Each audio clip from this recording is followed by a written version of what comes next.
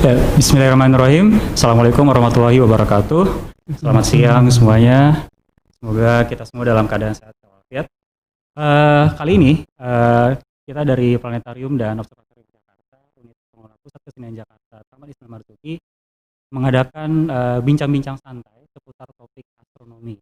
Nah, untuk kali ini kita temanya tentang budaya astronomi dengan tema besarnya yaitu khazanah astronomi di bumi Nusantara.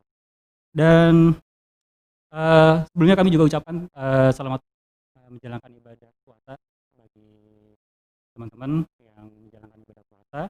Dan sekarang di samping saya saat ini sudah ada narasumber, yaitu Bapak Widya Sawitar.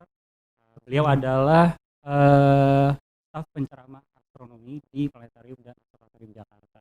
Dan selain sebagai staf penceramah, Pak Widya ini juga sebagai sebagai pembimbing ya, pembina ya Pak, pembina di Himpunan Astronomi Amatir Jakarta. Mungkin bisa kenalan sedikit Pak, ya, Bapak ini sekarang aktivitasnya selama work from home ini gimana Pak? Ya, seperti yang lain kerja di rumah. Kerja di rumah terus Pak ya, tapi masih sering masuk kerja juga Pak? Masih Pak ya? Masih. Jadi sehat ya Pak ya? Alhamdulillah. Kayak tadi dari perjalanan dari rumah ke sini hujan ya Pak? Nggak Ya, hujan, gerimis. Gerimis.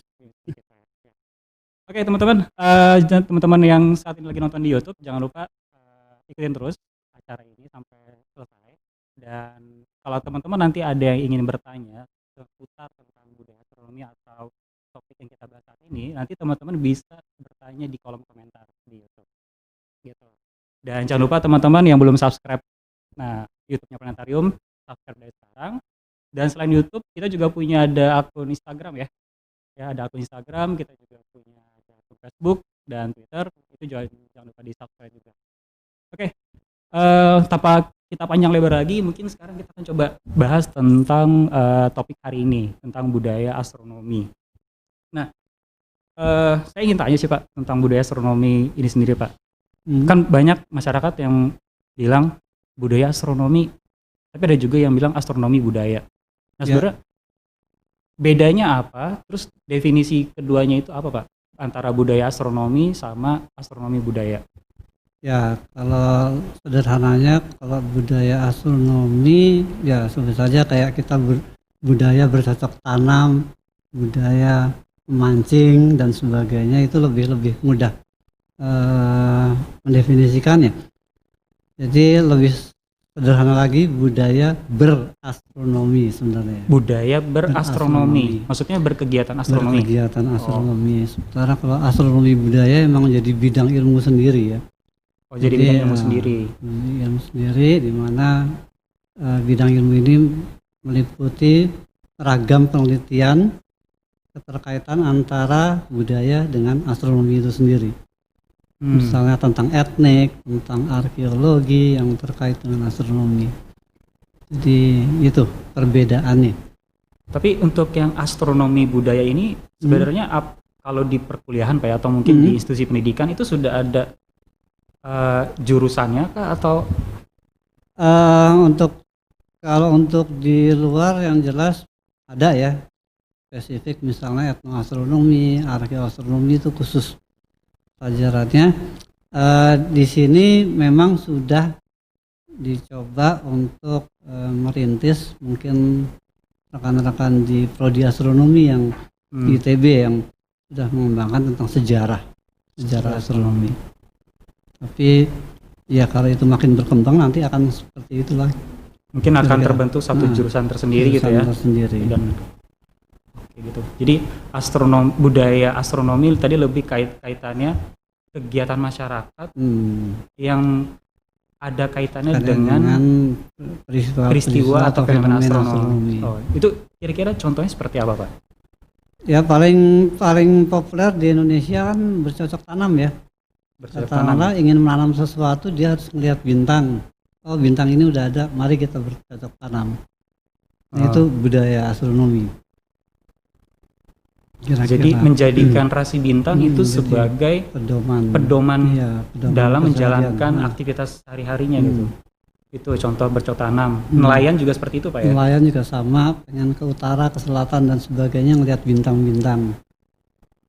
Pakai versi bintang apa Pakai Pak? bintang-bintang ya, bintang layang-layang khususnya ya untuk yang di selatan ya. Nah itu mungkin nanti kita bisa juga tampilkan mungkin kali Pak ya, apa bintang layang-layang itu seperti apa gambarnya nanti Pak ya? Mungkin nanti akan ditampilkan beberapa contoh, jadi misalnya bintang layang-layang atau di sini lintang pari ya, nelayan nyebutnya karena mirip ikan pari. Tapi ada pula yang menyebutnya lintang gubuk penceng. Oh jadi Atau bisa banyak sekali banyak namanya. Ha-ha. Tergantung budaya, lagi-lagi tergantung budaya. Oke, menarik juga. Jadi bagi orang pesisir karena terbiasa di lautan, jadi ketika melihat si bintang-bintang ini formasinya malah justru mereka imajinasinya seperti ikan pari gitu. Ikan pari. Makanya disebutnya lintang pari. Lintang sendiri sebenarnya artinya apa Pak? Lintang bintang. Oh bintang pari maksudnya. Jadi maksudnya bintang pari. Bintang pari. Tapi kalau masyarakat yang di daerah katakanlah di darat gitu ya, misalnya petani atau mungkin orang yang berkebun, mereka malah justrunya menamakannya tadi apa tuh? Lintang gubuk penceng. Gubuk penceng. Kalau di wilayah ini ya, khususnya di Jawa ya. Oh untuk di Jawa. Coba saya pelajari yang di Jawa khususnya. Padahal sebenarnya mungkin di daerah lain juga ada Pak ya penamaannya. Ya. Kalau kita tes sejarah astronomi itu sendiri, saya rasa hampir seluruh budaya di dunia punya rekaman atau punya jejak dalam mencermati susunan bintang. Jadi mungkin kalau misalnya kayak di Australia misalnya, mereka nggak membayangkan sebagai ikan pari atau sebagai gubuk miring, tapi mereka lebih ke cakar elang misalnya.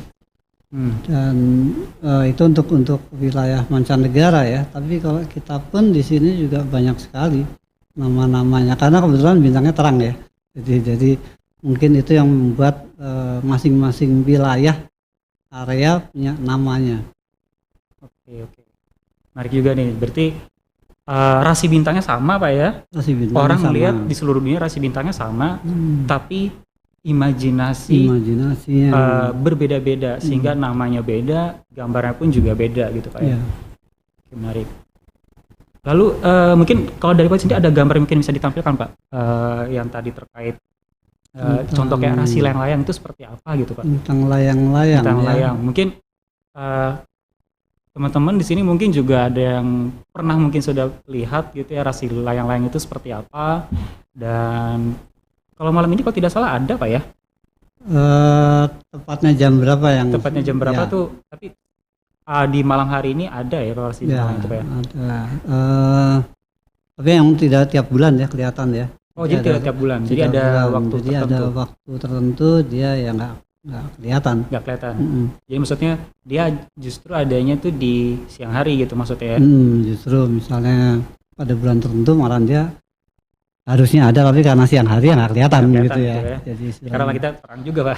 Atau yang lain juga misalnya kayak lintang Waluku pun juga cukup dominan ya di Indonesia untuk khususnya untuk musim ya. Musim. Jadi kalau di sini kenalnya sebagai Pranata Mangsa ya. Ya sebenarnya sih ya saya ambil rata-rata di Pulau Jawa ya. Entah itu dari ya secara umum lah, katakanlah dari Jawa Timur sampai Jawa Barat di ranah Sunda sebut saja. Itu hampir sama sih penggunaannya. Lintang Waluku itu Orion. Lintang itu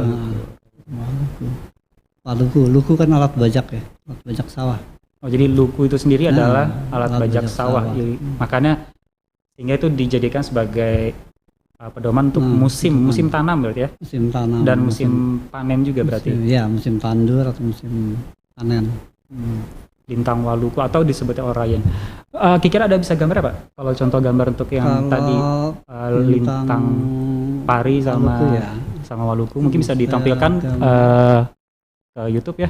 Jadi biar teman-teman juga bisa tahu seperti apa ini bentuk Waluku dulu deh. Lintang. Oke, ini rasi bintang. Ini sebentar. Kita lihat gambarnya. Oke, ini rasi bintang. Oh, itu Orion, Pak ya. Ini Orion, ini yang lintang Waluku yang ini. Oke, yang Maluku itu yang itu Pak berarti Pak ya.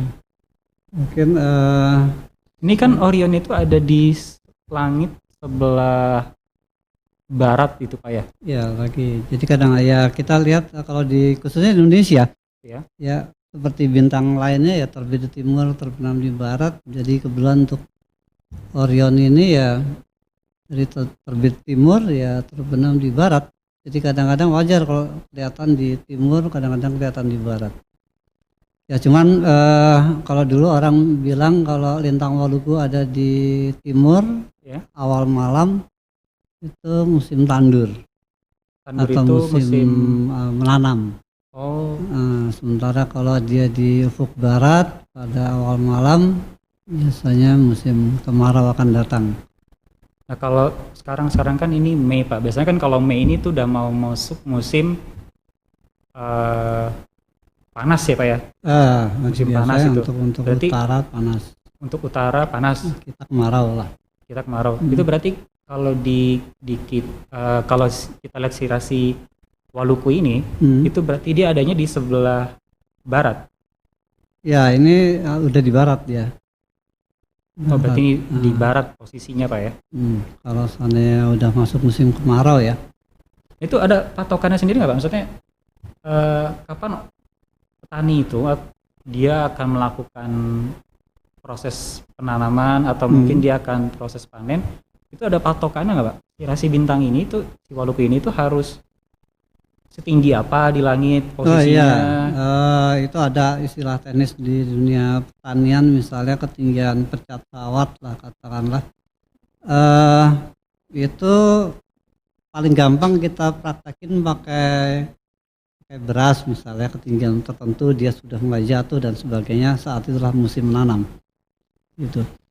Jadi mungkin Jadi orang-orang dulu nggak pakai ini Pak ya, nggak pakai busur derajat Pak ya? nggak pakai busur segala macam. Dia sederhana, cuma ditaruh beras di sini ketinggian berapa, bintangnya apa, begitu berasnya jatuh itulah musim tanam.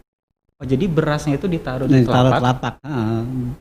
bulir beras lah kita ambil gitu. Terus kita ini tangannya di sampai ketinggian bulir-bulir itu mulai jatuh, nah itu bisa kita anggap sebagai musim tanam. musim tanam. Menarik ya. Jadi orang dulu patokannya cuma pakai beras loh. Pakai beras nggak pakai busur derajat ya.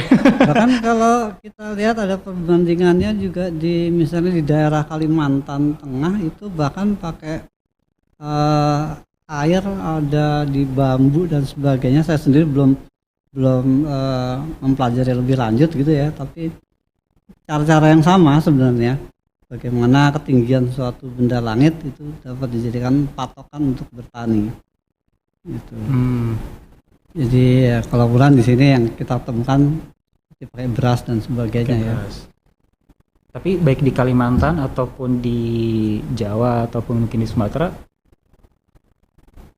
penggunaan rasi bintangnya sama juga ya? Ya praktis sama, kemudian muncullah kalender ya, katakanlah kalender musim bagi mereka, dan mereka perhitungannya juga nyatanya nggak jauh-jauh amat sih ya dalam penggunaannya. Penggunaannya katakanlah berbagai musim di situ sudah dijelaskan dan dikaitkan dengan kondisi. Katakanlah saat ini lagi musim tanah-tanah retak dan sebagainya, itu secara detail sudah mereka nyatakan. Dan rentang waktunya kalau kita lihat sekarang gitu, coba beberapa kali membaca, nggak banyak perubahan. Katakanlah ketika kalendernya mereka dulu bahwa tanggal segini akan tanah retak-retak, ya sampai ratusan, sampai sekarang ya pada mangsanya itu tetap seperti itu keadaannya. Jadi nggak berubah. Oke, berarti Itu yang akhirnya itulah terbentuk kalender musim untuk bercocok tanam atau titi mungkin masa untuk lain atau gitu ya? pranata mangsa lah ya namanya ya. Dan itu saya juga pernah berkenalan dengan rekan dari Sumatera Utara khususnya. Mereka pun punya kalender-kalender seperti itu. Kemudian juga dari Bali, Palilintangan dengan budaya mereka juga punya. Ya mungkin kadang-kadang kita ngelihat di Bali gitu, mungkin beberapa mungkin juga tahu ada kayak hiasan dinding gitu. Biasanya ada gambar-gambar binatang atau tanaman kemudian di kotak-kotak gitu ya. Mungkin di sini jadi pajangan hiasan dinding. Tapi tanpa sadar itulah kalender gitu ya. Termasuk juga di Samosir saya pernah lihat itu yang bambu kecil-kecil kayak digantung-gantung gitu ya. Orang mungkin itu cuma gantungan pajangan bambu ya seperti itu sebagai souvenir. Tapi itu filosofisnya itulah kalender mereka gitu. Jadi bentuknya kalender di sini bagus itu gitu. kalender penanggalan atau kalender Ya termasuk jadi penanggalan juga akhirnya jadinya. Penanggalan juga. Jadi yang kadang-kadang itu kita tanpa sadari juga informasi dari Kalimantan juga ada semacam mungkin ornamen atau ya sebut saja hiasan di rumah gitu yang seperti apa ya bentuknya unik lah dibilang kayak lampu atau apa, tapi ternyata itu jam matahari sundial.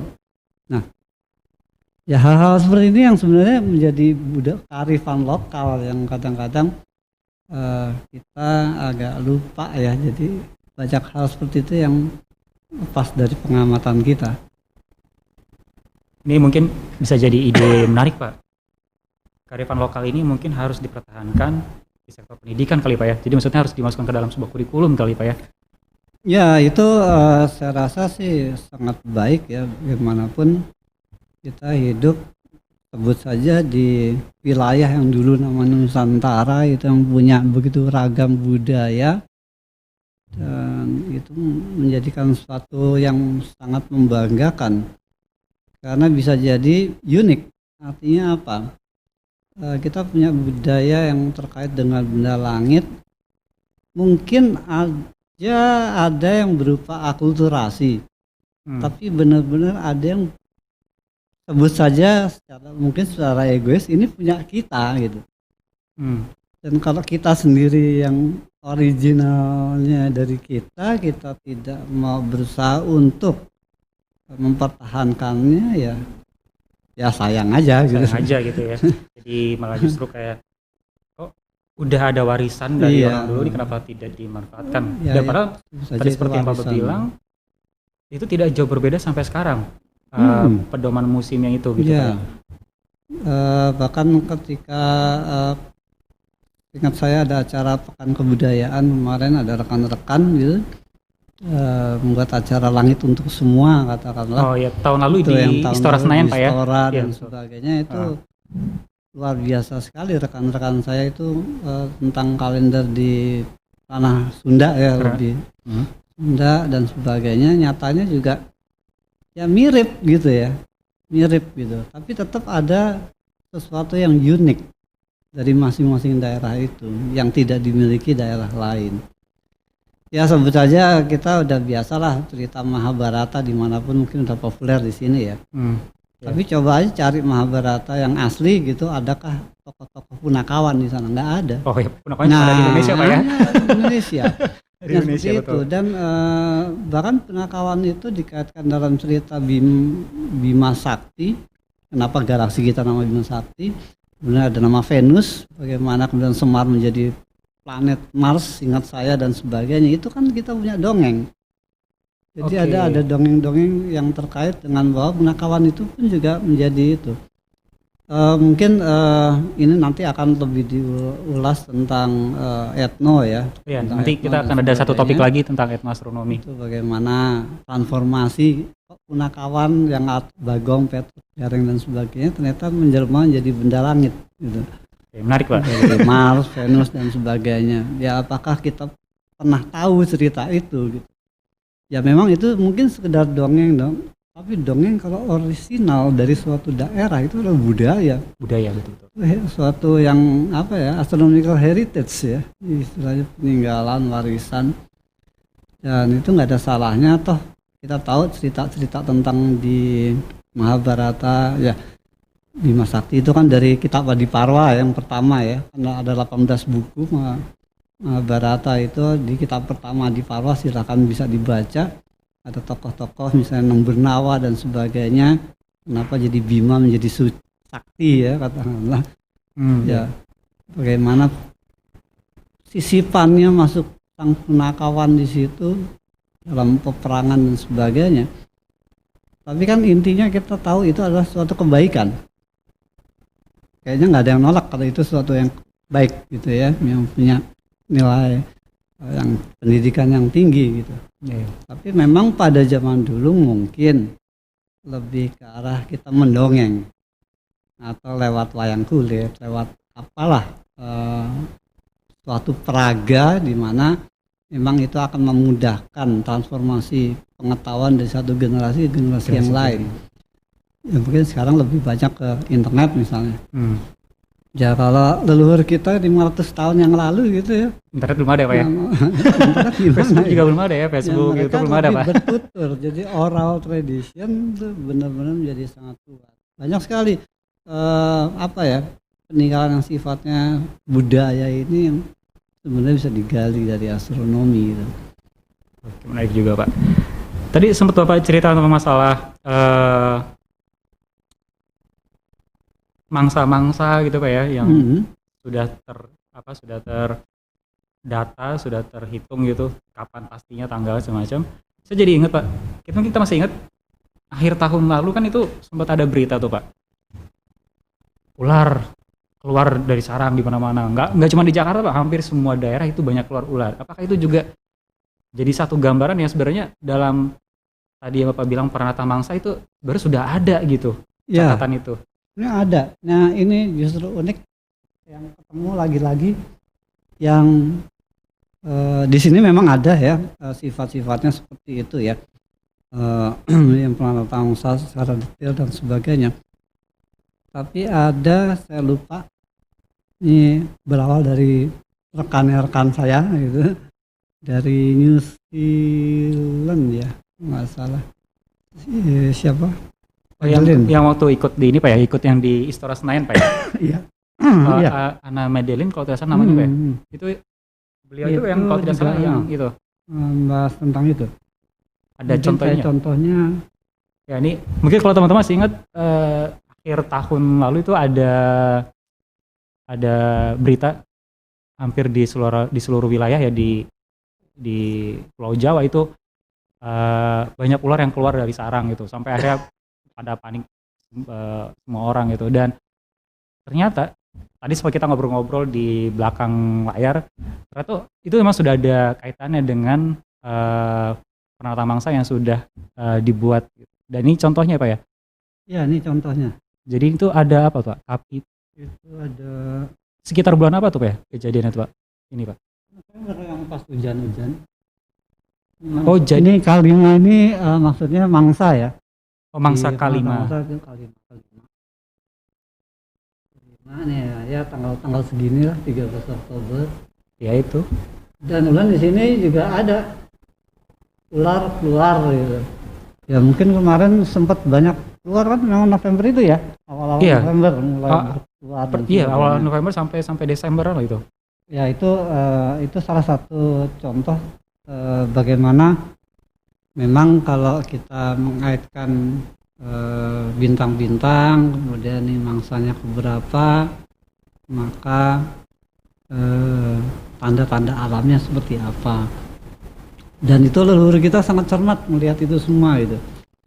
Bahkan sampai tanaman jeruk pun aja bisa disebut, tanaman rambutan pun disebut kapan harus nanam, mangsanya keberapa. Ini kebetulan ini Kalima, ada 12 semuanya 12 mangsa.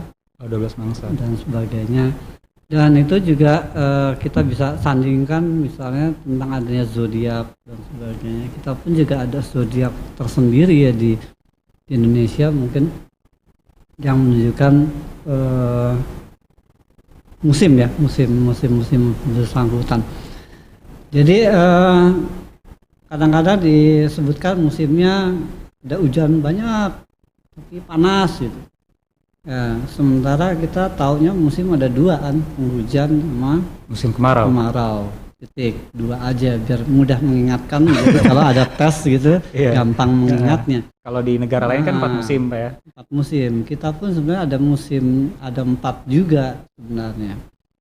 Ya itu ada, katakanlah dari kemarau kita ada musim labuh. Nah, yang kelima ini mulai musim labuh nih.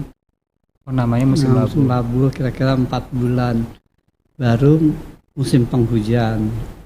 Oke. Musim hujan ada mareng atau kemareng, baru panas. Nah, biasanya kalau yang musim labu sama mareng itu malam cukup panjang, 2-3 bulan juga gitu ya. Itu Iya. kan sekarang jarang dikenal gitu. Jadi kadang-kadang kita bertanya, kayak misalnya sekarang Mei, kok panas gitu, tapi kok hujan mulu. Ya memang musimnya gitu. Kalau kita tahu Kayak ini sekarang musim sekarang, mareng, sekarang aja mareng. kayaknya masih Kemareng Mareng sekarang ya. Mareng. Nanti Juni akhir lah gitu, baru masuk benar-benar kemarau. Tapi nanti begitu gitu, September gitu, itu bukan hujan, masih Itu labu musim dulu, labu namanya. dulu, baru hujan nanti. Di Biasanya bulan- kita banjir Januari Februari. Oke. Jadi Gitu. berarti kalau dulu kita sering kenal, saya juga dulu ingatnya gitu Pak. Setiap yang ada bulan yang ada berbernya itu musim hujan. Itu belum Pak itu ya. Belum, itu masih awal-awal ya. masih awal. Musim disebutnya labuh ya. Itu dalam pengetahuan kita tentang pemetaan bintang dan sebagainya, leluhur kita kebetulan sudah memberi clue lah ya, kunci-kunci tertentu mana yang kita bisa menyesuaikan dan rasanya tidak lekang sama waktu ya. Jadi toh bintang-bintang umur hidup kita juga formasinya tetap Nggak berubah-berubah Pak ya. nggak berubah. Hmm. Ya kecuali kalau usia kita udah lebih dari 100 tahun gitu ya, mungkin baru kelihatan sedikit berubah. Sedikit perubahannya. Tapi paling 1-2 bintang yang bisa kelihatan. Tapi sebut saja dalam 100 tahun sebut saja tidak berubah. Yang bisa menjadi penanggalan alam. Penanggalan alam seperti itu ya. Oke. Apakah kira-kira sudah ada pertanyaan dari mungkin dari teman-teman di YouTube?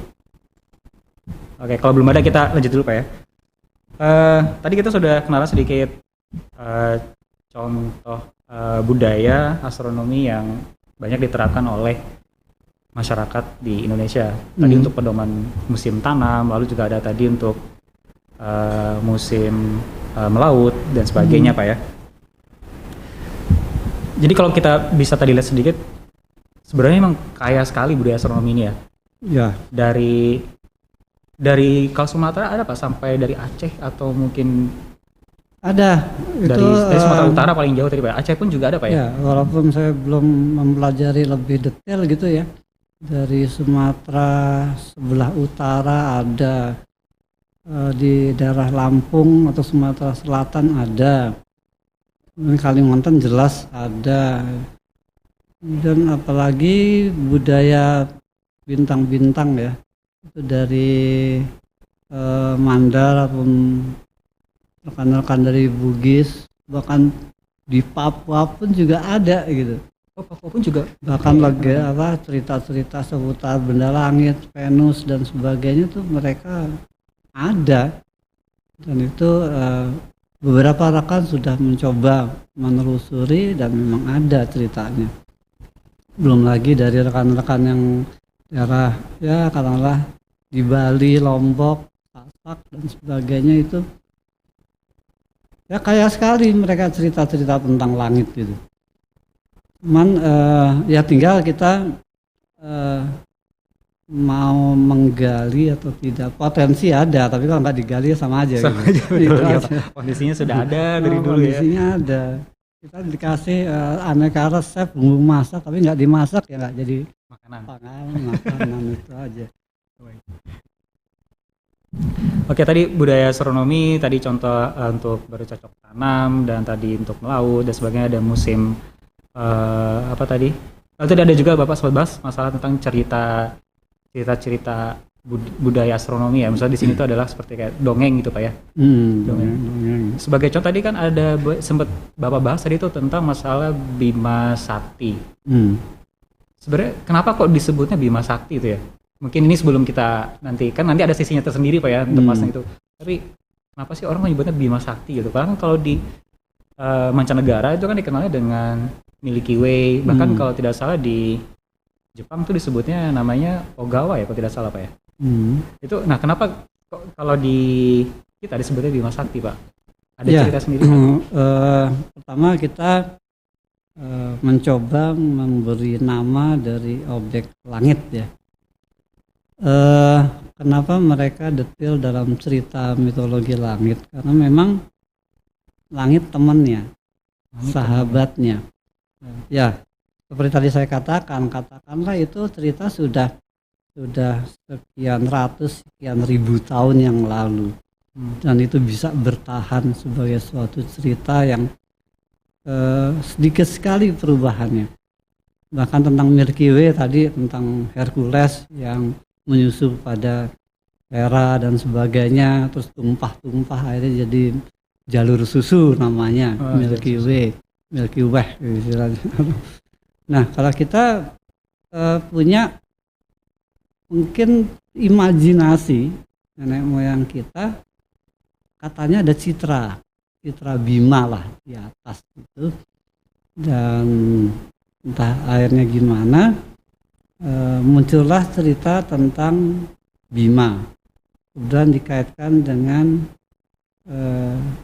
mungkin dulunya sebagai mitologi ya, Bima harus disuruh gurunya Drona itu dan sebagainya untuk mencari air tirta prawirta namanya, atau air suci. Banyak sekali nama air suci itu ya, tergantung lagi versi apa, budaya apa dan sebagainya. Tapi ada kemiripan di situ. Kemudian akhirnya Bima bertarung dengan seekor ular, ya ular besar atau mungkin kita kenal sebagai naga yang tadi saya sebutkan, burung awa. Kemudian memenangkan pertarungan tersebut. Tapi memang awal-awalnya juga ada yang nyebutnya Bima suci atau Nawaruci dan sebagainya. Itu tergantung versinya ya, versi cerita awalnya.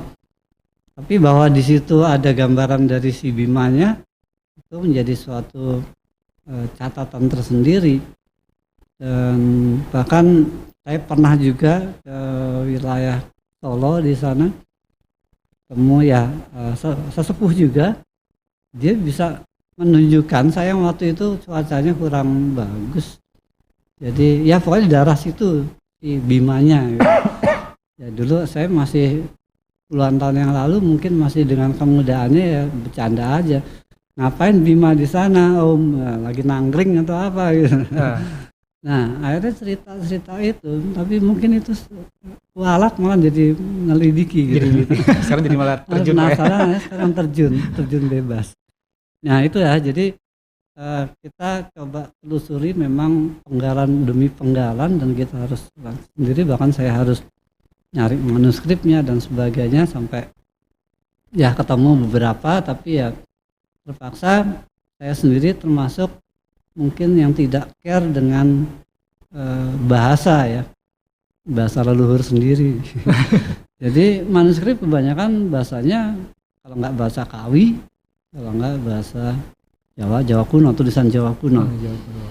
Ya untung kalau dulu beberapa saya dibantu gitu ya untuk menerjemahkan dan sebagainya, dan ya itu udah sekian tahun yang lalu, dan kebetulan yang bantu udah berpulang, jadi sudah jarang kontak lagi. Yaitu tentang Bima Sakti, akhirnya dapat cerita seperti itu gitu.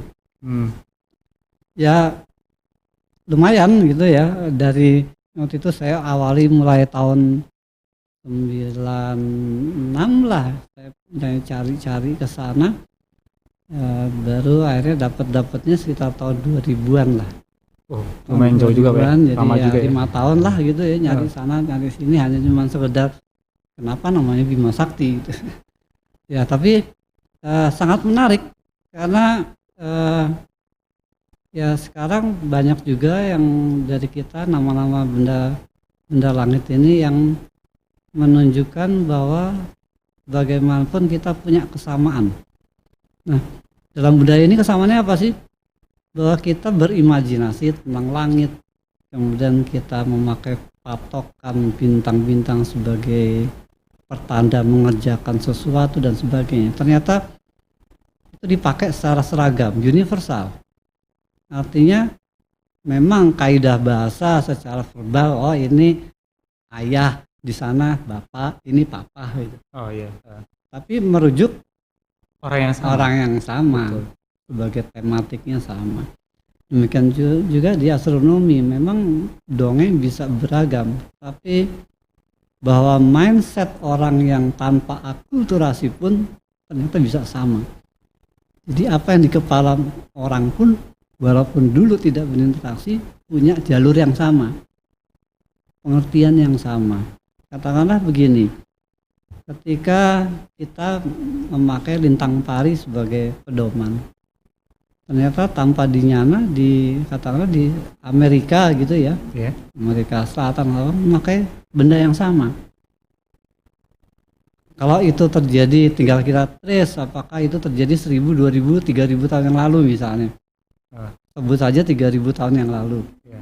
Nah, kalau sama kita bertanya, kita yang sudah jalan-jalan ke mereka atau mereka yang sudah jalan-jalan ke kita.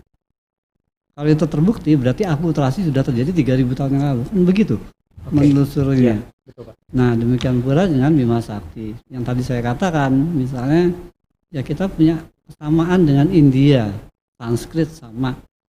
Tapi saya ada satu buku yang mengatakan bahwa memang itu banyak idiom yang sama. Kita ambil bahasanya, tapi kaidah pengetahuannya ternyata original. Nah, itu terbukti dengan sisipan cerita yang tidak pernah di versi Mahabharata di luar Indonesia. Nah, salah satunya tentang Bima Sakti ini. Nah, itu sempat dibahas juga dengan rekan-rekan di negara luar ya, misalnya tetangga mancanegara lah katakanlah, itu memang kita bisa bertemu bahkan dengan rekan-rekan dari India. Ya, coba kita bandingkan gitu. Dan ternyata memang ada yang unik gitu, mitologi Bima Sakti itu. Dan itu apakah sempat dirangkum Pak cerita-cerita ini dari berbagai dunia ini? Beberapa ada, beberapa yang di bulan tahun 2009 ya, kemudian juga saya juga beruntung dilibatkan di situ. Ada kerjasama 14 negara Asia Pasifik itu bikin apa ya, sebut saja dibilang proyek atau proyek lah katakanlah, itu Star of Asia. Star of Asia. Asia, walaupun itu Asia Pasifik ya. Kita mencoba menggali cerita-cerita tentang langit lah ya. Apakah tentang Venus misalnya? Oke lah, Venus dari kita seperti apa? Di Jepang seperti apa? Dari Korea seperti apa gitu. Ya ternyata luar biasa ragam budaya itu. Dan banyak yang merupakan filosofis pada zamannya. Sebut saja ada festival tertentu yang terkait dengan benda langit, festival atau bahkan tarian ya, yang terkait tarian dengan, juga ada Pak ya? benda langit. Ya itu ya ini memang agak brainstorming aja tentang budaya astronomi ini. Ya ternyata bisa dibilang dalam art and science itu benar-benar kental gitu ya, terbawa gitu. Jadi ya, sadar atau tidak sebenarnya tidak bisa dipisahkan ya. Susah dipisahkan. Ya sebut saja kalau tadi kayak tarian. Ya mungkin bagi yang gemar tari itu, tari Bedoyo Ketawang mungkin udah tahu ya. Tari Bedoyo Ketawang itu tari tradisional di mana Pak? Di Jawa, Jawa Tengah. Mungkin saya caption gambar di sini. Oke, mungkin bisa ditampilkan di sini ada contoh gambar tentang tari Bedoyo Ketawang Pak ya. Coba nanti kita lihat. Oh ini gambar. Enggak.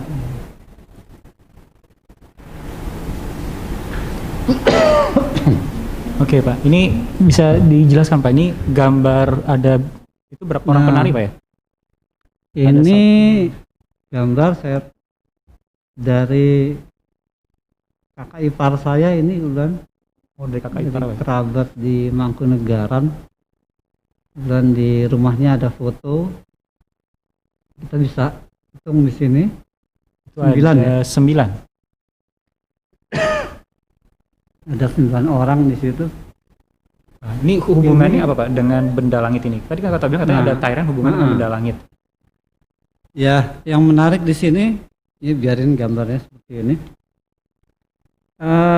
bahwa tarian ini ternyata formasinya mengikuti kelompok bintang yang mungkin sekarang lagi banyak disorot ya, bintang Kartika, lintang Kartika atau Pleiades. Ya mungkin kalau saya Kartika atau ganti Pleiades itu. gambarnya di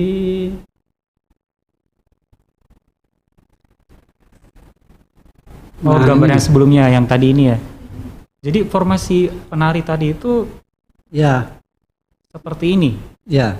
Jadi ide dasar keberadaan Pleiades ini atau kita nyebutnya sebagai lintang Kartika atau ada menyebutnya bintang 7 putri bersaudara. Ini beda ya dengan bintang 7 ya. Kalau bintang 7 itu Ursa Mayor. Oh Ursa Mayor bintang Ursa 7. Mayor. Jadi namanya Nah, bintang kalau ini 7 bintang 7 putri putri. bersaudara, Seven Sisters. Ada lagi Pak bintang 7 Pak. Habis kepala Ya. Pak. Nah itu kalau kita lihat kelompok bintang ini menjadi apa ya sebenarnya ide dasar ketika diciptakan sebuah tarian yang sekarang dikenal sebagai Bedoyo Ketawang atau tarian langit. Ini juga ya kebetulan saya yang waktu itu lebih coba ke daerah Mangkunegaran ya, jadi di Solo, Surakarta. Walaupun ada juga sih di Jogja dan sebagainya, tapi yang lebih itu di Mangkunegaran. Di Mangkunegaran. Dan ya ini berawal dari ini sih, sejarahnya dari Panembahan Senopati atau Danang Sutawijoyo dalam sejarah gitu ya, sejarah Mataram gitu, yang putranya Gede Pemanahan, kemudian dari terakhir eranya Pajang dengan Hadiwijoyonya atau Joko Tingkir lah. Pernah dia mencoba menciptakan tarian, ya sebut saja tarian itu akhirnya menjadi yang sangat sakral istilahnya. Kemudian jadilah tari Bedoyo Ketawang seperti ini. Memang ada yang unik. Ada yang mengatakan kadang-kadang 7, ada yang mengatakan 9 penari, kemudian ada yang bilangnya 6 dan 8. Nah tentu menjadi pertanyaan yang menarik. Kenapa 6, kenapa 8? Nah, angka yang diambil adalah 7 dan 9. Karena konon kabarnya tarian ini diciptakan juga berkat adanya tokoh-tokoh, ya sebut saja tokoh tertentu tentang Laut Selatan ya. Boleh disebutkan nggak Pak? Kanjeng Ratu Selatan gitu ya. Makanya Ratu Selatan Pak ya.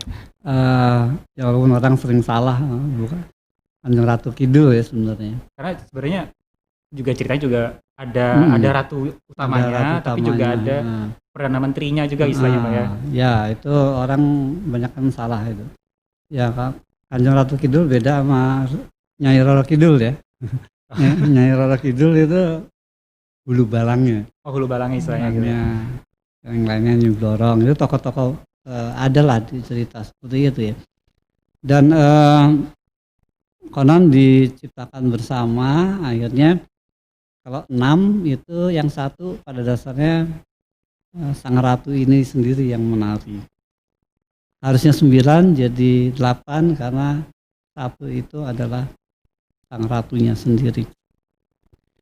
Dan ada juga perdebatan tentang formasi bintangnya seperti apa. Ada yang bilang tadinya ada ketonggeng dan sebagainya, lintang ketonggeng atau lintang kala, ada yang bilang kala sungsang dan sebagainya.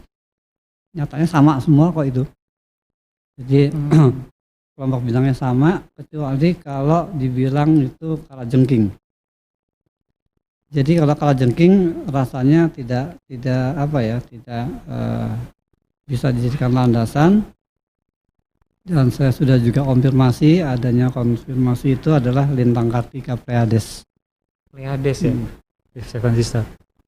Kalau di Pleiades ini sebenarnya bisa kita lihat Pak, si gugus bintang tadi itu bisa kita lihat dengan mata biasa itu atau kasat mata?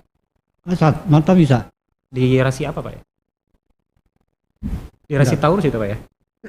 Iya, di Taurus. Di rasi Taurus itu ya? Kalau kita bayangkan apa ya, rasi bintang Taurus banteng ya, sekali di punggungnya. Oh, di punggungnya, di punggung si Taurus. Bantengnya. Kemudian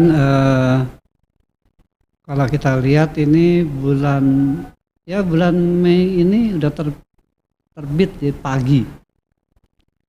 Kira-kira tadi saya sempat coba-coba itu Pleiades jam 6 pagi.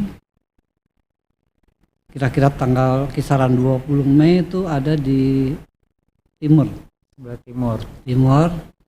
Tapi ya tentu akan balapan dengan matahari ya.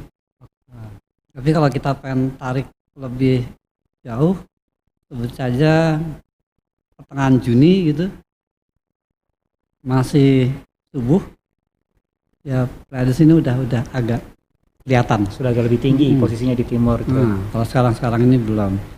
Tapi ya tentu saja nanti ya pasti terkait dengan ini ya, karena dia di timur ya pasti pergeseran justru makin nggak kelihatan kan.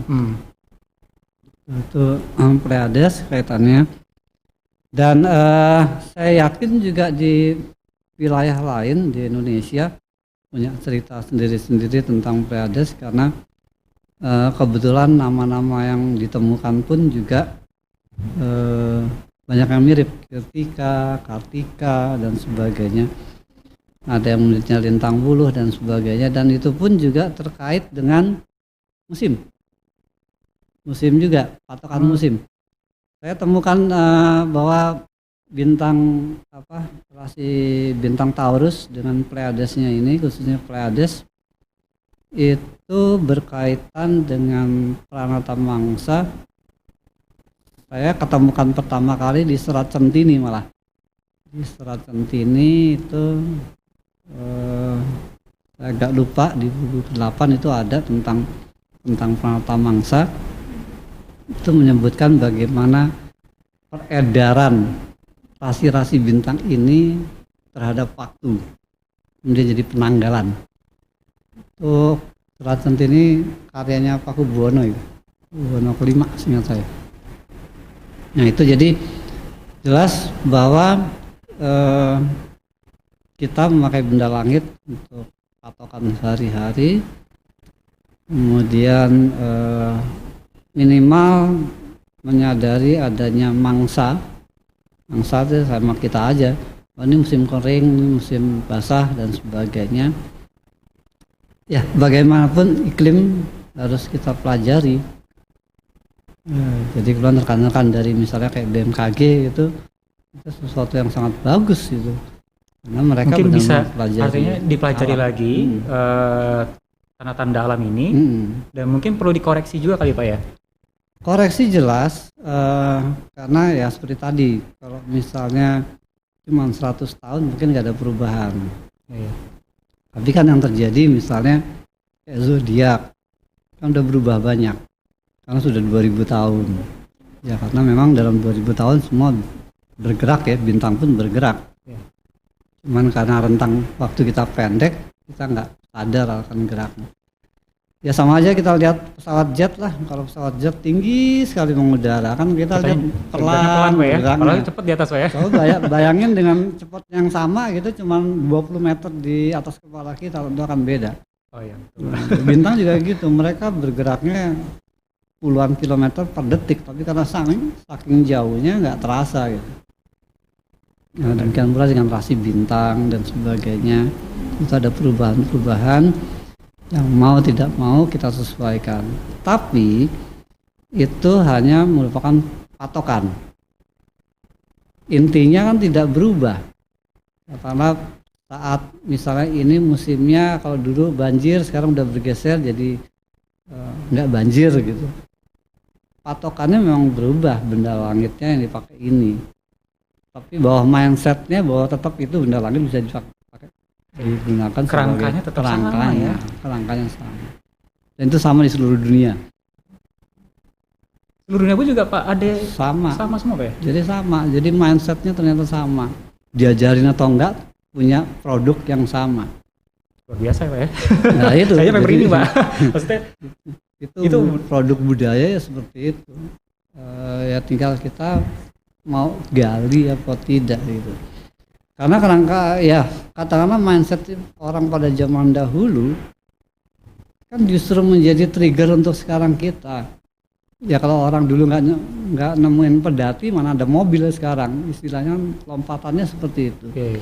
Kalau orang dulu nggak bikin perapian, nggak butuh api, sekarang kan kita nggak perlu kompor dan sebagainya. Jadi ada satu kebutuhan mendasar yang ternyata berawal dari langit, ya sebut saja langit ya, langit, bintang segala macam. Itu mungkin yang akhirnya berlaku untuk seluruh wilayah di Nusantara. Ya memang masih butuh banyak orang ya untuk menelusuri, minimal untuk mencari tahu cerita-cerita lokal, entah itu legenda atau apapun lah ya yang terkait dengan langit, kemudian bisa dikompilasi semuanya, dipelajari dan sebagainya. Ya itulah menjadi ya kita nih orang Nusantara dulunya ya ini punya sejarah seperti ini loh. Dan ya nggak usah jauh-jauh lah kita kenal dengan Mahabharata dan sebagainya, itu kan berarti udah bertahan ya. Kita punya ada Zeus, Jupiter dan sebagainya, entah itu Yunani entah Romawi, mereka bisa bertahan hingga sekarang. Ya kenapa enggak? Petruk pun harus bertahan sampai ribuan tahun gitu. Iya. Ya seperti itu. Dan itu berawal dari ada mitologi yang menyangkut langit gitu. Zeus kan di Yunani Zeus, sampai Romawi Jupiter, sampai kita di sini ada kenal Rahaspati gitu. Kenapa kita malu menyebut nama Rahaspati? Bahkan ada juga namanya, nama orang juga ada nama Respati Pak ya? Ya Respati juga ada gitu ya. Respati. Atau mungkin yang namanya Aditya, apapun matahari. Aditya, kalau Raditya sama Pak? Sama Radite atau Raditya, Aditya itu sama. Nah itu sebut saja kalau itu nanti pakar bahasa lah ya, katakanlah untuk transformasi kata-kata gitu ya. Pernah saya juga mencoba menelusuri gitu. Ya mungkin kerjaan ini dianggap mungkin kayak kurang kerjaan atau apa ya. Karena saya belum punya ya kira-kira ada 3-4 kamus iseng saya baca tuntas. Kamus apa nih Pak?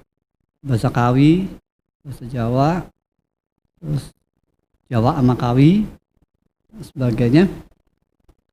Dari sekian bau sastra Jawa, Indonesia dan sebagainya saya coba baca. Saya penasaran, enggak? Saya cuman pengen tahu tentang matahari. Satu objek aja nih ya, matahari gitu ya? Hanya matahari, enggak usah lebih lah. Kebanyakan benda langit bisa mumet soalnya. Jadi hanya matahari aja. Ya udah saya baca satu-satu. Mudah-mudahan nggak ada yang lewat. Dan di Jawa saja ada istilah nama untuk matahari ada 90. 90 nama? Nama untuk matahari. Untuk matahari. Itu baru di Jawa Pak ya? Jawanya spesifik nggak Pak? Apa seluruh Jawa? Maksudnya? Ya praktis dari Jawa, Kawi lah ya. Tapi cuma Jawa Tengah aja gitu ya? Itu pun berdasarkan kamus yang saya punya aja gitu. Oh ya. Kalau saya cuma punya katakanlah 5, mungkin kamus ada 100, nggak tahu di 95 itu ada apa tidak. Cuman kalau saya suruh baca semuanya ya, ya kata Anda begitu. Tapi memang harus begitu gitu ya, untuk mencari tahu ya harus seperti itu.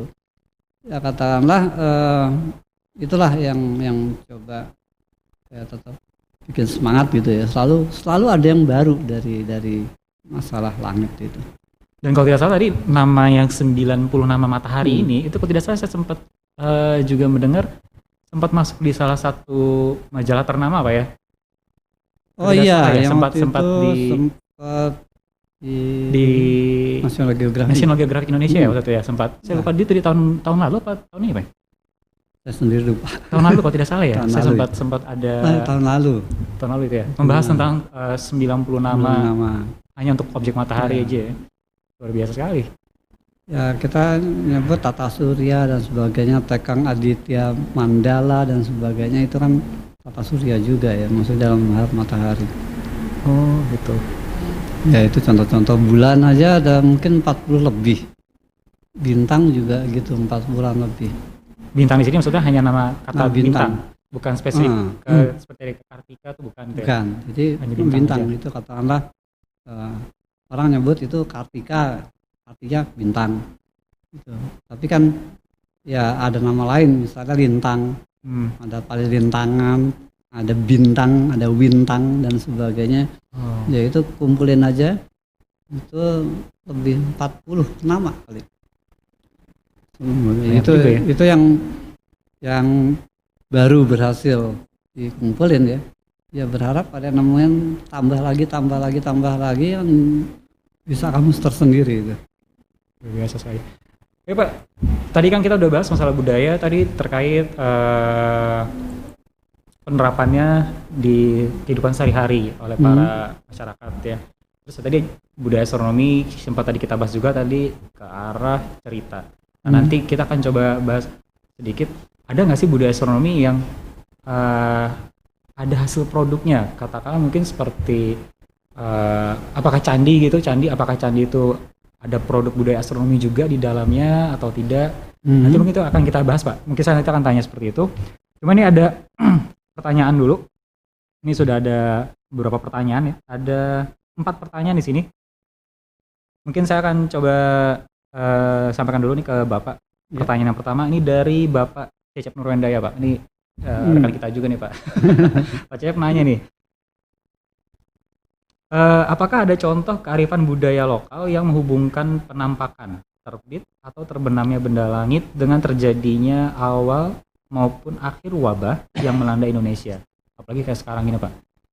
Nah, apakah katanya sekarang juga lagi ada komet Pak ya? Apakah komet itu juga jadi satu pertanda Pak?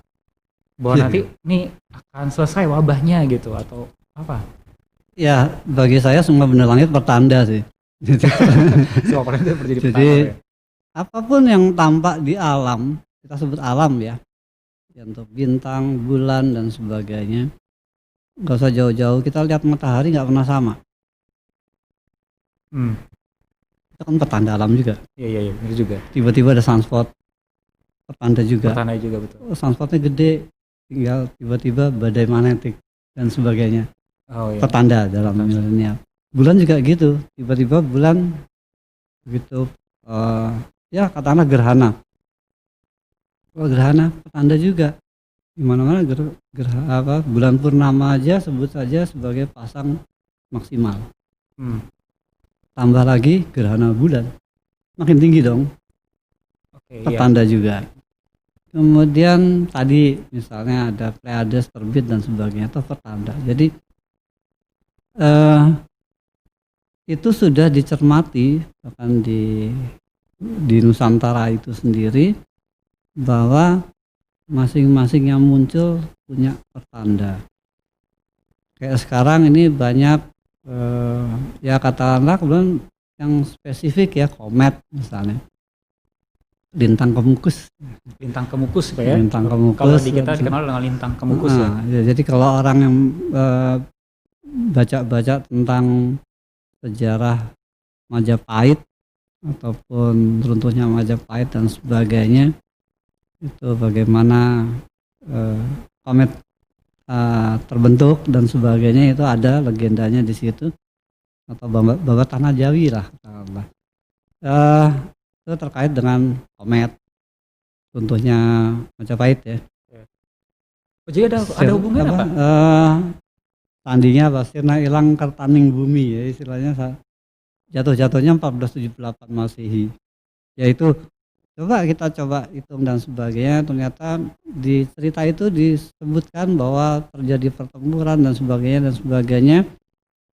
Eh, kerisnya katakanlah menitis jadi komet. Pertarungan menimbulkan api dan sebagainya, nitisnya jadi lintang Andaru dan sebagainya.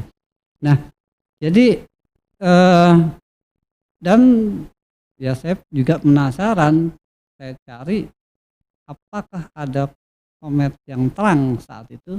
Ya ada ternyata. Jadi mereka memberikan pertanda itu kalau zaman dulu dengan simbol-simbol. Bahkan tahun pun tidak disebut dengan angka, tapi kan dengan kata-kata ya. Dan itu menjadi sesuatu yang menarik. Dan yang menariknya apa? Makin bingung. Menariknya karena makin bingung. Karena apa? Manuskripnya kan banyak. Kemudian sandi-sandinya juga cukup banyak. Mungkin saya contohkan, mungkin bisa di caption di sini.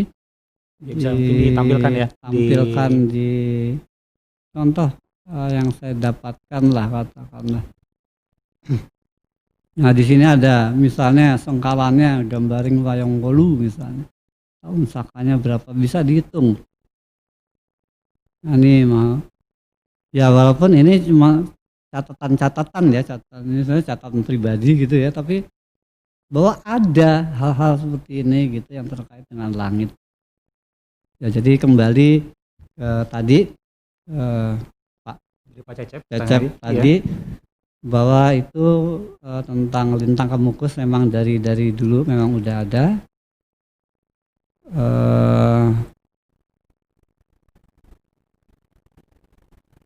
Mungkin captionnya di stop dulu. Jadi memang ada Pak ya, kearifan budaya di kita ini yang ya, dan itu tapi kita bisa patut cermati di sini adalah ya kita harus melihat hal yang lebih rasional juga bisa disebut, tapi ya pakai kesabaran lah. Jadi istilahnya gini, mentang-mentang ada benda langit langsung dikaitkan dengan sesuatu, apapun dikaitkan sesuatu, jangan terburu-buru maksudnya. Boleh kita secara rasional bahwa memang statistik begini, tapi kita kan bisa melihat katakanlah tentang wabah ini misalnya. Toh kalau dibilang ini sebagai pertanda, ya bisa jadi. Kita nggak bisa yakin bahwa itu pasti tandanya. Who knows, ya nggak ada yang tahu. Ya, tapi bahwa di situ kemudian komet ada namanya Swan, ada komet namanya Atlas. Kemarin heboh juga ada asteroid yang sangat amat jauh sekali. Kemudian ya apapun lah, katakanlah sampai saya iseng pun juga awan pun saya potret gitu ya. Jadi bentuknya lucu-lucu gitu ya. Lucu-lucu tapi kadang-kadang menakutkan. Nah, tapi ya itu. Ya bayangkan kalau kita memang bahwa itu sebagai tanda dan sebagainya, tapi kalau tanpa kesabaran ya kita susah untuk melakukan sesuatu.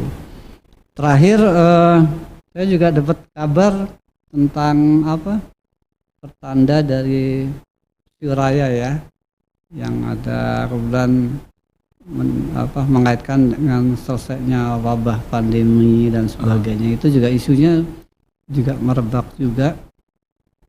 Ya Suraya itu emang ternyata Pleiades dan aturnya atau rasi induknya adalah Taurus dan sebagainya. Itu kalau disebutnya pagi, ya pagi itu sekitar Mei atau Juni sebut saja. Itu kan udah musim panas. Ya sekarang kalau mau ya kaitkan saja iklim yang panas ini dengan wabah. Apakah wabah itu efektif di panas atau tidak? Ya saya tidak punya wewenang dalam hal itu. Tapi itu seperti itu. boleh rasional seperti itu, tapi ya dengan suatu kesabaran, jangan terburu-buru, kasihan masyarakat. Itu Gitu. kira-kira. Ya, mungkin itu tadi pertanyaan untuk dari Pak Cecep. Nah, ini ada pertanyaan yang kedua nih Pak, dari Eko Hadi Gunawan. Maaf Pak, mau bertanya nih Pak. Apakah ada semacam Pranata Mangsa versi Sunda? Nah, kalau di Pranata Mangsa versi Jawa ada sekitar 12 mangsa. Nah, bagaimana dengan Pranata Mangsa versi Sunda? Terima kasih. Nah, kalau di Sunda sendiri ada nggak Pak? Wah, Tadi ini sempet- terima kayak kasih tadi nih pertanyaan dibahas juga Mas ya, Bapak. Eko ya. Ya, dari Eko Hadi. Seperti tadi saya udah sebutkan bahwa tiap budaya itu punya pranata mangsanya sendiri-sendiri. Di Sunda, ada. Itu menurut rekan-rekan saya yang memang mendalami itu canggih gitu pranata mangsanya. Bahkan dipakai sampai sekarang. Mudah-mudahan saya nggak salah ingat bahwa di suatu tempat di Cipta Gelar Pak, kalau tidak Cipta salah. Gelar, Cipta Gelar, itu mereka masih benar-benar memakai penata mangsa Betul. tradisionalnya. Dan bahkan mereka setahu saya yang saya pernah lihat ya dari salah satu video dokumenter, mereka hanya bercocok tanam padi itu setahun hanya sekali. Iya, Tapi itu bisa mencukupi untuk seluruh masyarakat di desanya dan itu malah berlebih. Ya, Saya bingung memang Pak, kok itu. bisa ya? Sedangkan kita negara kita Pak setahun 3 kali Pak panen padi Pak, tapi masih kurang. ya memang ada faktor-faktor tertentu yang membuat mungkin suatu daerah bisa melakukan seperti itu. Sebut saja begini, ada murid diajarin 100% pakai ilmu gurunya. Tapi ada murid yang diajarin ambil 50, nanti ada guru lain ambil 50 gabung. Nah sekarang bagaimana suatu alam, misalnya Jakarta subur nih untuk persawahan misalnya saja. Katakan gitu. Tiba-tiba disandingkan dengan dunia yang pabrik misalnya. Kan sesuatu yang sangat berbeda jauh lingkungannya. Oke. Nah apakah kita bisa melestarikan satu lingkungan di mana namanya pranata mangsa ini bisa terus berlangsung. Nah, tinggal kearifan lokal seperti apa atau presentasinya seperti apa. Ya itu istilahnya ya sebut aja gini, misalnya katakanlah di daerah itu sudah bagus dengan pranata mangsanya secara tradisional, benar-benar lestari. Kira ada satu bendungan dibuat secara tradisional dan sebagainya. Ya, cara itu kan sudah diperhitungkan oleh leluhur. Iya. Nah, total bendungannya dibikin ini dilebarin, ini gini. Akhirnya air mengalir agak telat di sana terbagi-bagi. Yang harusnya air si A ini sudah sampai ke bawah, pada satu hari baru sampai tengah. Karena tertahan tadi, walaupun tetap sampai, tapi delay waktu itu juga membuat pengairan juga terlambat dan sebagainya. Nah itu yang saya bilang, ya mungkin kalau di Jawa orang nyebut istilahnya titenono, ya. Titen aja lah gitu, liatin aja. Tapi begitu nggak titen ya udio gitu. Nah itu mungkin Mas Eko Kenal ya istilah udio apa ya. Nah itu seperti itulah kira-kira. Jadi kebetulan kalau untuk di ranah Sunda itu ada dan masih lestari sampai sekarang. Alhamdulillah. Terima kasih sama yang melestarikan itu. Agak lupa namanya siapa, Pak Gustaf ya. Ini kalau tidak salah sempat waktu itu beliau juga hadir waktu pas di Istora Senayan Pak yang acara Festival Kebudayaan Nusantara itu Pak ya.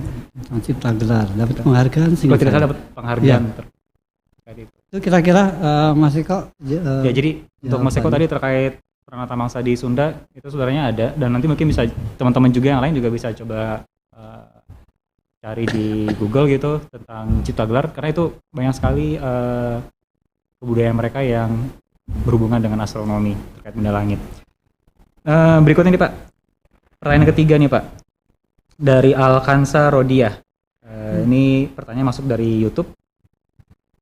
Mau izin tanya nih Pak, Apakah budaya astronomi Nusantara tidak terlepas dari kepercayaan dalam kurung agama yang dianut pada zaman itu? Terima kasih. Sangat jelas terkait. Itu jawaban pertama itu. Tapi itu bagaimana kita mentransformasi itu semua sampai ke level yang sekarang ini kita anggap inilah budaya kita sekarang. Sebut saja ketika saya coba runut catatan manuskrip segala macam itu sampai era-era tahun 78, bukan 1978 ya, tapi tahun 78 Masehi ya. Masehi. Itu berawal dari ada legenda Haji Saka dan sebagainya, adanya Honocoroko dan sebagainya ya. Yang jelas bahwa suatu masyarakat kemudian punya kebiasaan dan keyakinan tertentu secara massal, apakah disepakati atau tidak dan sebagainya, akhirnya muncul pimpinan di situ membuat suatu rule, aturan dan sebagainya sampai terbentuklah satu kebudayaan di suatu tempat seperti itu. Ya pada dasarnya kalau kita memang katakanlah di tempat ini gitu, mungkin awalnya hobi mancing misalnya, ini masing-masing akhirnya ikut mancing. Ini tiap hari mancing 10 orang ini. Ya udah hari-hari mancing sampai punya putra-putrinya diajak mancing. Kan jadi budaya, jadi kebudayaan.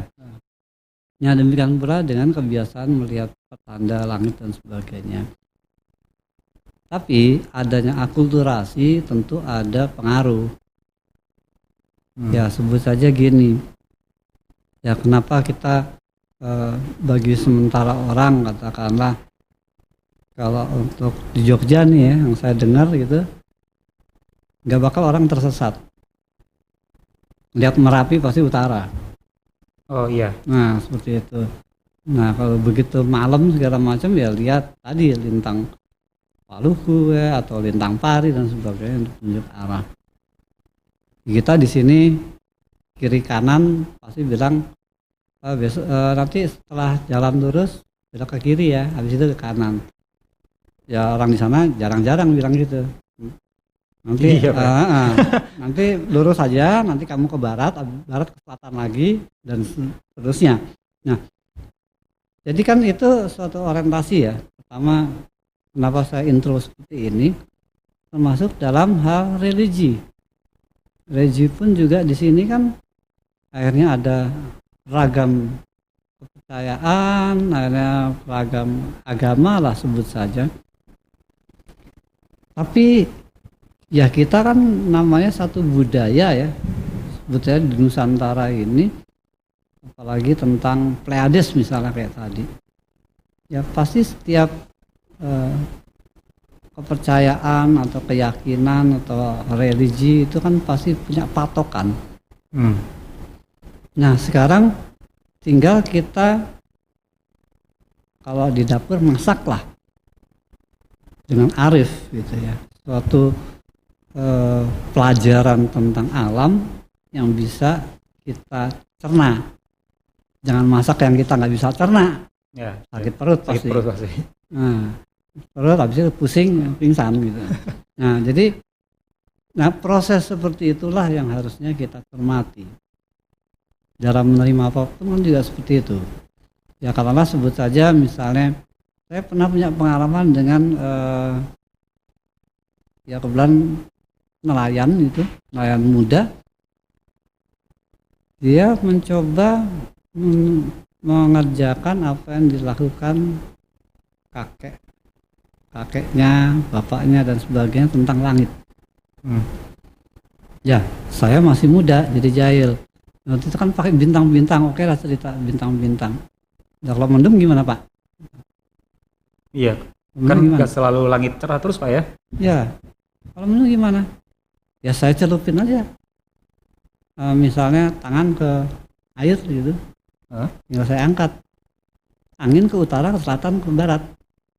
Saat itu wayahnya apa, musimnya apa, maka kebanyakan angin biasanya dari barat misalnya. Artinya kalau benar itu telapak tangannya kena angin barat, maka di sebalik Timur. di punggung tangannya itu adalah timur. Ya udah kalau kapalnya terbalik, ya kita balik lagi.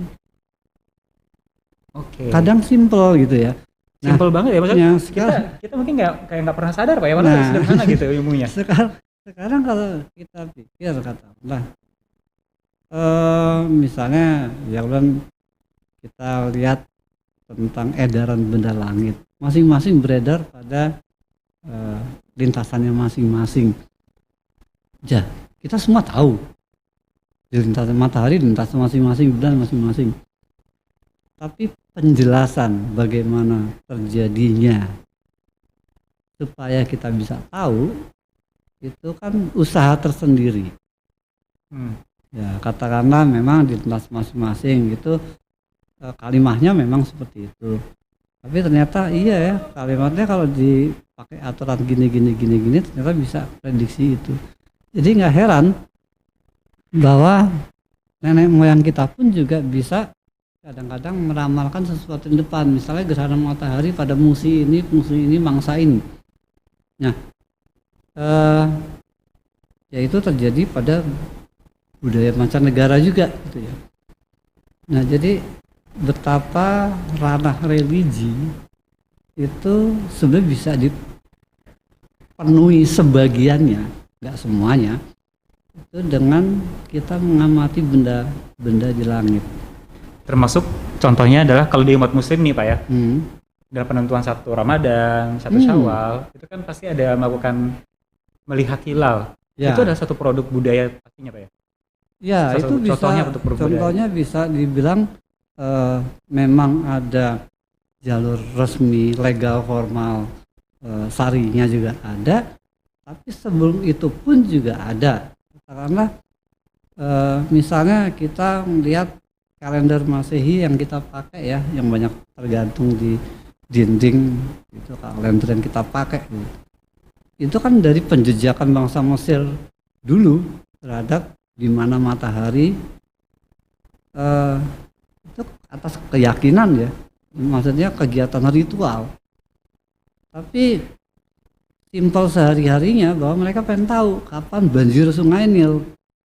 Dasarnya intinya seperti itu. Itu karena apa? Masyarakat di tepi Sungai Nil bisa bertanam dan sebagainya, bisa atau tidak, kapan harus mengungsi. Jadi mengungsinya pakai sirene dulu. Nah, jadi begitu bintang ini udah di sini, saatnya kita packing, kita pindah ke tempat lain agar terhindar dari banjir. Banjir. Tapi kan ya, sebut saja kalau kita baca-baca itu dibimbing oleh pendeta-pendeta Mesir lah, sebut saja begitu ya. Itu ketika harus menjejak benda-benda langit.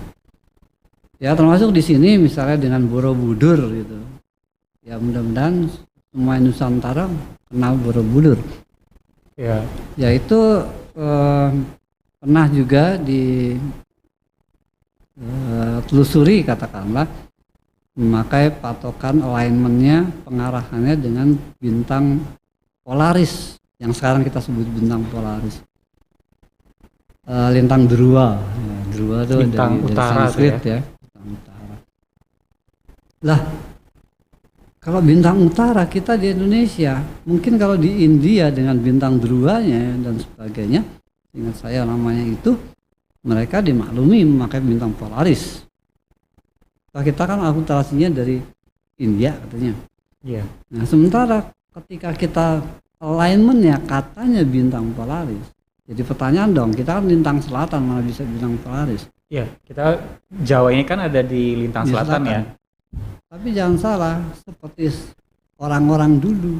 Orang dulu nggak perlu melihat ke Ka'bah misalnya untuk Muslim, tapi dia tahu arahnya kemana. Lah ada matahari, Oke. bisa di-align gini-gini, sudutnya gimana. Toh secara geometris, trigonometri dan sebagainya, Borobudur saya yakin tidak buat sembarangan, pasti ada sisi ini kok bisa simetris, yaitu ahli matematisnya mereka gitu. Iya, iya. Ya, paling kita sekarang cuman ini aja ya, kadang-kadang nggak komentarnya tepat ya ternyata ya, tepat dan sebagainya. Nah itu ya, jadi efek antara keberadaan benda langit, consciousness atau kesadaran kita akan alam, bahwa alam bintang-bintang bisa jadi sahabat dan sebagainya, meleburkan suatu budaya tersendiri. Kemudian di situ juga ada ranah sains sekarang, ada ranah religi, itu harus jadi satu, nggak terkotak-kotak gitu. Ya katakanlah seperti itu gitu.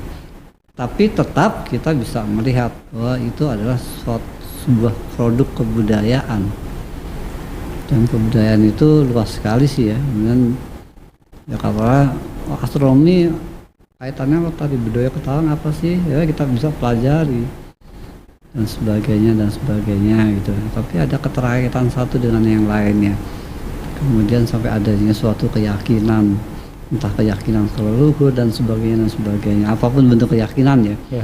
Jadi bahwa di situ, di kancah itu tuh terlibat, jadi interaksi itu ada, nggak bisa kita sebagai manusia memilahkan ya yang sebelah sini hanya untuk keyakinannya aja, yang sini untuk apa gitu, tanpa mix.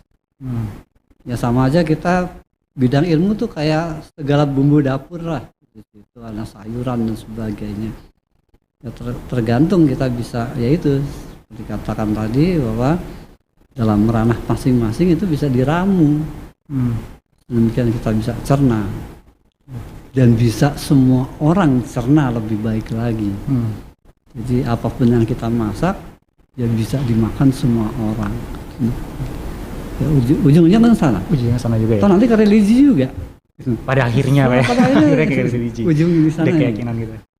Itulah kaitannya. Ya, mungkin ya, itu mudah-mudahan. Itu pertanyaan untuk tadi dari Alkansa Rodia yang tadi bertanya lewat YouTube. Lalu yang keempat nih lumayan banyak Pak pertanyaan Pak. Ini ada yang dari YouTube lagi nih. Pertanyaan yang keempat ini dari Khalida Mega. Budaya bintang di Indonesia tersebar di seluruh Nusantara. Apakah ada kitab astronomi di zaman kerajaan yang menjadi pedoman? Nah, kalau di era modern, apakah sudah ada Pak pencatatan budaya bintang Nusantara? Ya, kalau secara khusus buku manuskrip astronomi di era dulu, sebut saja sebelum Masehi atau awal Masehi, itu belum ditemukan. Tapi kalau era-era sebut saja agak modern, ya sampai eranya tadi Borobudur dan sebagainya, itu ada, tapi bukan spesifik disebut astronomi atau khusus perbintangan, tapi cerita-cerita yang ya sebut saja manuskrip yang selalu mengaitkan dengan hadirnya benda langit.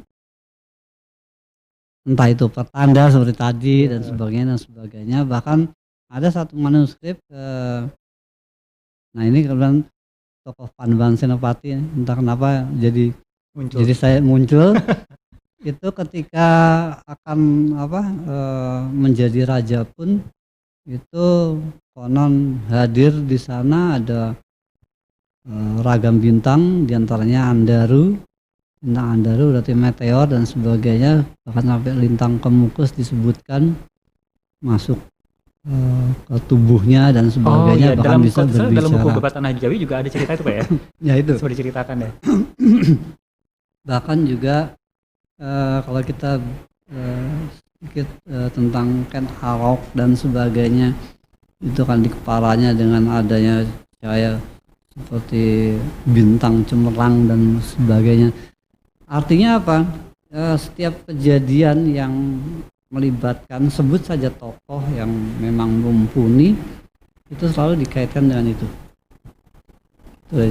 Tentang tadi masalah kitab astronomi di zaman kerajaan yang menjadi pedoman. Itu ada di manuskripnya dan sebagainya. Jadi terbawa lah dalam suatu kisah di mana di situ terdapat masalah-masalah astronomi. Tapi kalau tidak salah juga waktu ini kita kembali lagi ke acara kegiatan tahun lalu Pak ya, yang di Festival Kebudayaan di Istora Senayan. Itu sempat juga tidak salah ada saat itu kitab perbintangan dari Melayu kalau tidak salah Pak ya. Ya, itu dari turunannya Gurindam 12 dan sebagainya ya. Kalau tidak salah grup 12 dari Melayu. Dari tokoh Kepulauan Ali Haji ya. Ah. Ya, memang itu ada gitu. Tapi ya itu udah eranya saya sebut udah Era modern ya. era modern setelah Borobudur lah katakanlah itu udah ada. Karena toh pencatatan ketika dari Singasari pun sudah lengkap gitu ya. Maksudnya udah ada cerita-cerita seperti itu. Jadi kalau itu lebih baru lagi. Bahkan mungkin ada yang tahu juga tokoh dari Barus, ingat saya Sumatera Barat. Itu saya sendiri kurang paham. Tokohnya Hamzah kalau nggak salah, Hamzah Fansuri kalau nggak salah. Itu apakah beliau juga mengembangkan masalah perbintangan, saya kurang tahu. Tapi kitab 12 yang 12 bintang itu juga ada dan sebagainya, memang ada beberapa ada. Yaitu begitu kita mulai menelusuri, oh ternyata di sana ketemu ini, di sini ketemu itu. Ya tinggal kita nanti yang masing-masing ketemu ini ketemu gitu. Nah kita bahas rame-rame, combine gitu. Bisa ada ya katakanlah siapa mengkoordinir itu gitu ya. Oke. Nah ini berikutnya nih Pak, ada pertanyaan yang kelima ini dari Bapak Sungging dari YouTube, komentar YouTube. Di sini ada ada titipan pertanyaan katanya, titipan pertanyaan dari warganet. Pertanyaannya, bagaimana membuat budaya astronomi menjadi relevan dengan kehidupan masa sekarang dengan mempertimbangkan faktor perubahan iklim? Dengan faktor perubahan iklim. Ya di saat ini, karena kita tahu kan kadang dalam kalau tidak salah tahun lalu apa 2 tahun yang lalu sempat terjadi setahun itu hampir sepanjang tahun itu musim panas terus, tidak terjadi musim kemarau, tidak terjadi hujan. Nah ini bagaimana membuat budaya astronomi menjadi relevan dengan kehidupan masa sekarang dengan adanya perubahan iklim ini? Ya sebenarnya yang seperti tadi disebut di awal bahwa pola pembelajaran budaya astronomi ini kan berpuluh tahun ya rentangnya. Nah katakanlah sekarang apabila pola mindsetnya yang kita ambil sama, maka apapun kondisi alam kita menjadi pengamat yang handal. Kalau tadi itu pertama. Kedua misalnya harus butuh koreksi, koreksinya permanen atau temporal. Sebut saja ada El Nino, La Niña, ya, ada panas, ada hujan. Harusnya panas, banjir. Harusnya hujan, kebakaran di mana-mana, panas. Nah, sekarang bisa nggak tren itu dianggap sebagai temporal atau memang seterusnya? Sebut kalau seterusnya perubahan itu, maka ada koreksi terhadap pranata mangsa bahwa tanggal segini ini loh, ini. Tapi tetap pembatasannya pakai bintang, pakai benda langit. Jadi istilahnya jangan dianggap pranata mangsa itu menjadi sesuatu yang mati, enggak. Dinamis ya. Dari ketika zaman sebut saja Pakubuwono dengan sebelumnya era Brawijaya V pun mereka punya pranata mangsa, masing-masing juga unik, ada perubahan gitu. Nah sekarang kita kadang-kadang nganggap bahwa itu sebagai suatu benda statis mati, ini budayanya ini udah titik. Jadi pakem standar gitu. Jadi standar gitu. Jadi ya benda mati gitu. Bahwa di situ terjadi muatan yang sangat sebenarnya dinamis, kita nggak pelajari. Nah, ya kira-kira seperti itu. Jadi artinya di sini kita harus lihat dulu tren dari perubahan iklim yang terjadi saat ini, apakah dia emang permanen dalam jangka waktu yang katakanlah misalnya ratusan tahun, atau ini sifatnya temporer gitu. Baru nanti itu akan kita koreksi dengan peranata mangsanya. Ya sama aja ketika perubahan zodiak dulu emang tanggal segini matahari di zodiak ini, sekarang segini. Oh, ada perubahan. Iya betul. Ini zodiak di astronomi ya, bukan di astrologi Pak ya. Di astronomi. Astronomi ya. Kita bahas tentang astronomi ya seperti itu. Jadi ya itu harus dicermati. Nah, kalau memang itu menjadi sesuatu tren secara integrasi antara perubahan iklim dengan pengamatan dengan satu dinamika tersendiri dari peranata mangsa, itu bisa terus. Oke. Berarti artinya ini kita mesti ada kolaborasi dong Pak antar berbagai macam institusi yang terkait. Bagi saya suatu kewajiban. Ya, ada yang berhubungan dengan iklim dan sebagainya ya. Iya. Berarti ini bukan hanya menjadi satu pekerjaan di bidang tertentu, enggak. Tapi bahkan dari seni musik pun juga bisa. Musik langit sebut saja gitu.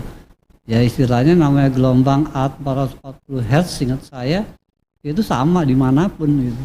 Nah, sekarang kita pakai itu untuk sinyal-sinyal. Toh kita bisa ngelihat TV tanpa ngapa-ngapain, itu kan sinyal-sinyal. Nah kita juga simbol-simbol seperti itu apakah kita bisa terjemahkan dalam masa sekarang? Ini artinya adalah bisa sebenarnya Pak ya? Bisa. Tapi di sini kita butuh kolaborasi bersama gitu antar berbagai elemen instansi untuk kembali istilahnya apa ya?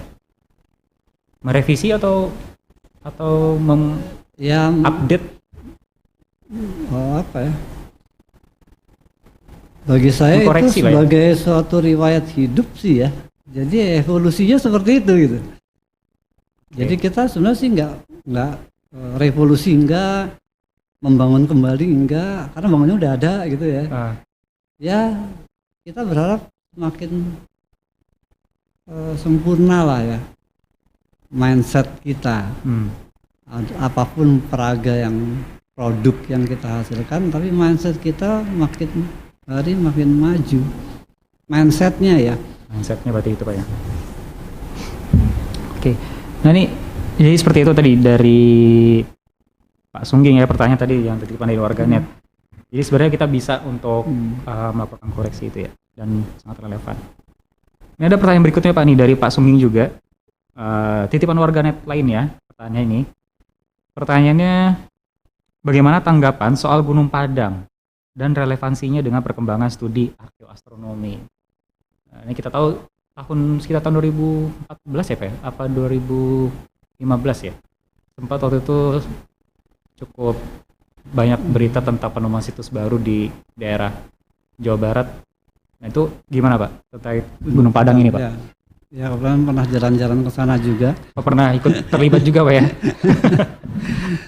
Ya tapi itu yang betul-betul ini tersendiri. Sempat bermalam juga di sana, melihat di sana dan sebagainya ya. Kita masih belum punya kesimpulan apa-apa terhadap Gunung Padang dan sebagainya. Jadi memang ada beberapa rekan-rekan yang mencoba mengulas dan sebagainya, tapi bagi saya masih jauh dari final. Harap sabar tentang Gunung Padang. Ya itu, jadi situs-situs seperti itu memang harus dipelajari, karena bagaimanapun itu produk dari nenek moyang kita gitu. Mereka bangun apakah sekedar bangun karena kebutuhan atau sebagai suatu message ya pesan nih ya, katakanlah kita menerjemahkan bangunan Monas lah, belum lama ya, 50 tahun gitu, tapi seberapa banyak kita bisa menerjemahkan keinginan dari adanya Monas? Apakah sudah 90% penduduk Jakarta filosofis Monas kita pahami? filosofinya ya, kenapa filosofisnya, dibangun gitu ya. bukan sekedar itu bangunan dan sebagainya. Ya, hal-hal seperti itu. Nah, sekarang bayangkan yang ditinggalkan sudah 500.000 tahun yang lalu. Dia sebut Borobudur. Pesannya terputus atau tidak? Apakah kita yakin tidak terputus? Nah, itulah yang sedang diusahakan. Jadi kalau Gunung Padang juga sama, kita pentrace dulu pelan-pelan. Tapi saya ketahui Pak, berapa usianya Pak? Belum ada kepastian. Oh, berapa? Terakhir saya belum ada kepastian antara 3.000 sampai 5.000 atau 1.000. Ya itu saya berhenti di situ. Mungkin rekan-rekan yang lain ya, yang belajar. Dan sampai sekarang pun juga belum tahu sebenarnya itu apakah hanya sebuah situs tempat peribadatan atau jangan-jangan ada fungsi lain seperti contohnya kayak piramida gitu yang katanya itu juga observatorium itu. Ya, kalau piramida udah jelas terbukti sebagai observatorium, termasuk Stonehenge, bahkan di Machu Picchu segala macam dengan, nah itu yang pakai Pleiades. Kalau Borobudur oke lah, alignmentnya menunjukkan arah selatannya dan sebagainya. Nah kalau Gunung Padang kemarin saya baru sebut saja di antara utara selatannya yang cukup mapan ya, tapi tidak lebih dari itu, karena waktu itu memang saya butuhkan juga data tentang apakah ada gerabah dan sebagainya di bawah dan usianya berapa. Itu yang belum sempat penelitian sampai situ, saya nggak nerusin. Nah, tapi bisa dilihat dari itu harusnya. Dan ada kemungkinan bisa jadi itu adalah observatorium juga ya. Bisa jadi, karena kalau misalnya itu apa faktor alam, kayaknya agak ragu-ragu juga. Cuma saja terbentuknya itu bahwa kalau ada chamber dan sebagainya di bawah itu, saya belum tahu. Tapi alignmentnya udah bagus sih. Alignmentnya utara selatan Pak ya? Nah, jadi istilahnya kalau kita ya sebut saja duduk lah di suatu sisi gitu, kita dapat melihat timur baratnya bisa jelas. Terbit matahari sangat jelas, clear, bagus, dingin ya. Katanya kabarnya ada yang kalau sempat di berita itu bentuknya seperti kayak kokpitnya pesawat antariksa katanya gitu. Ya, itu orang berimajinasi itu sah-sah aja. Sah-sah aja sih Pak ya. Tinggal penjabaran benernya seperti apa. Oke, mungkin terkait masalah situs arkeologi yang berhubungan dengan astronomi mungkin nanti akan kita bahas di topik tersendiri kali Pak ya. Nanti ada topik tentang arkeoastronomi Pak ya. Ya, nanti mungkin ada rekan-rekan dari arkeoastronomi yang secara khusus. Secara khusus nanti akan coba mengenalkan ya. Oke, kira-kira ada pertanyaan lagi dari teman-teman di Instagram atau di YouTube? Nggak ada ya? Di Facebook juga nggak ada ya? Nggak ada, sip. Oke Pak, ini nggak kerasa kita udah ngobrol-ngobrol udah hampir 1,5 jam lebih nih Pak. Udah lebih 8 menit sih Pak, belum terlalu lama gitu ya. Jadi menarik sekali emang kalau kita bicara tentang masalah budaya astronomi ini, ternyata tidak hanya dari satu produknya, tidak hanya satu, tapi ternyata produknya ada dari tadi ada tarian Pak ya, ada tarian, terus ada kalender juga, terus ada juga benda-benda situs purbakala dan sebagainya berhubungan dengan astronomi, dan masih banyak juga yang belum digali ya Pak ya? Masih banyak yang belum digali ya untuk banyak yang belum digali. Terlalu banyak. Dan kemungkinan Pak, menurut Bapak nih dari 0 sampai 100% yang sudah ada ini kira-kira berapa persen Pak? Kalau sampai 5% bagus. Kalau baru sampai 5% bagus, berarti artinya kalau menurut Bapak ini belum sampai 5%? Saya rasa sih belum sih. Jadi masih banyak lagi. Sekali yang masih di sana sini banyak. Masih terlalu banyak. Yang belum digarap berarti Pak ya? Oke, jadi ini artinya ini jadi PR buat kita semua. Mungkin di teman-teman yang aktif di jurusan arkeologi atau mungkin di jurusan kebudayaan, ini bisa jadi satu ladang baru untuk penelitian, bisa Pak ya? Bahkan jurusan bahasa. Jurusan bahasa pun juga bisa ikut. Khususnya bahasa yang terkait etnik ya. Oh, terkait etnik. Arkeolog ahli-ahli etnik dan sebagainya itu sangat dibutuhkan ya. Untuk menerjemahkan lagi Pak ya, menerjemahkan Untuk melihat tren teks.